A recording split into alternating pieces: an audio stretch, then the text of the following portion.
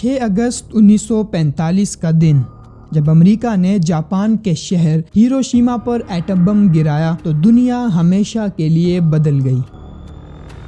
Atom bomb, جس کا code نام لٹل بوائے تھا، جے.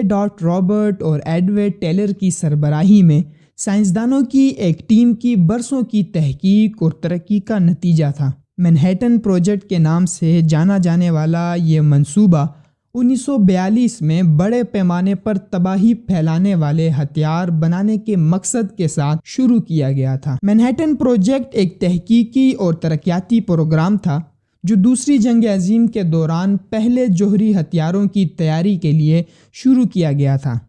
اس کی قیادت امریکہ نے برطانیہ اور کینیڈا کے تعاون سے کی تھی۔ 1942 سے 1946 تک اس منصوبے کی ہدایت کاری U S Army Corps of Engineering کے میجر جنرل لیسی گرووز نے کی۔ J. Robert Los Alamos laboratory کے ڈائریکٹر تھے جس نے بموں کو ڈیزائن کیا تھا۔ آرمی پروگرام کے لیے مینہٹن ڈسٹرکٹ نامزد کیا گیا تھا کیونکہ اس کا پہلا ہیڈ کوارٹر مینہٹن میں تھا۔ اس نام سے دھیرے دھیرے پورے پروجیکٹ کے لیے آفیشیل کوڈ نام ڈیولپمنٹ آف سبسٹیٹیوٹ مٹیریلز کی جگہ لے لی۔ مینہٹن پروجیکٹ نے اپنے عروج پر تقریباً 1,30,000 افراد کو ملازمت دی اور اس کی لاگت تقریباً $2 بلین امریکی ڈالر تھے، جو آج کے 27 سے 30 بلین ڈالر بنتے ہیں، جس میں سے 80% سے زیادہ ان پلانٹس کی تعمیر اور چلانے کے لیے تھے جو فسائل مواد تیار کرتے تھے۔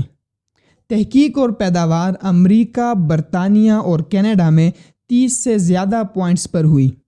اس منصوبے کے نتیجے میں 2 قسم کے ایٹم بم نکلے جو جنگ کے دوران بیک وقت تیار ہوئے۔ ایک نسبتاً آسان بندوق کی قسم کا فشن ہتھیار تھا اور ایک زیادہ پیچیدہ امپلوژن قسم کا جوہری ہتھیار تھا۔ ہیروشیما کو اس کی فوجی اہمیت اور ایک وادی میں محل وقوع کی وجہ سے ہدف کے طور پر منتخب کیا گیا تھا، جو بم کی تباہ کن طاقت کو زیادہ سے زیادہ بنانے کے لیے تھا۔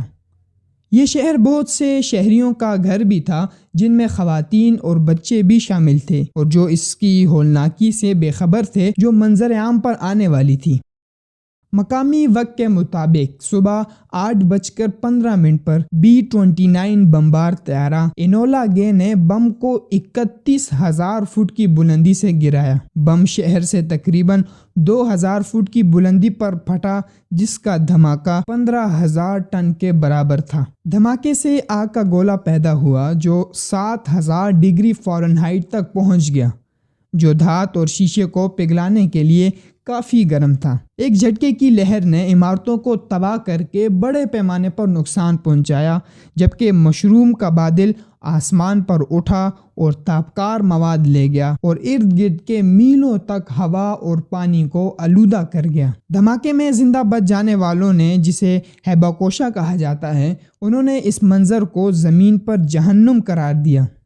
بہت سے لوگ زندہ جل گئے تھے اور ان کی جلد ہڈیوں سے پگھلی ہوئی موم کی طرح لٹکی ہوئی تھی۔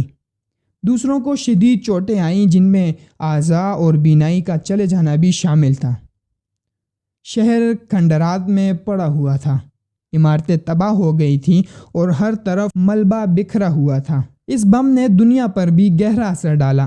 اس نے ایٹمی دور کے آغاز اور خوف کے ایک نئے دور کا آغاز کیا۔ سوویت یونین نے جلد ہی اپنا ایٹم بم تیار کر لیا اور ہتھیاروں کی دوڑ پوری شدت سے شروع ہو گئی۔ دنیا ہمیشہ کے لیے بدل چکی تھی اور جوہری جنگ کا خطرہ سایہ کی طرح انسانیت پر منڈلاتا رہا۔ بمباری کے بعد ہیروشیما کے لوگوں نے تباہی سے نمٹنے کے لیے کافی جدوجہد کی۔ بہت سے بچ جانے والوں کو تابکاری کی بیماری کا سامنا کرنا پڑا، جو آنے والے مہینوں اور سالوں میں مزید ہزاروں جانیں لے گیا۔ شہر کو دوبارہ تعمیر کیا گیا تھا، لیکن اس بدترین دن کی یاد کبھی نہیں بھولے گی۔ آج ہیروشیما ایک بار پھر ترقی کرتا ہوا شہر ہے، لیکن ایٹم بم کی میراث ابھی بھی زندہ ہے۔ ہمیں امید ہے کہ آج کی ہماری یہ ویڈیو آپ کو پسند آئی ہوگی، تو اس ویڈیو کو لائک کریں، چینل کو سبسکرائب کریں اور اپنی قیمتی رائے کا اظہار کمنٹ سیکشن میں کیجیے۔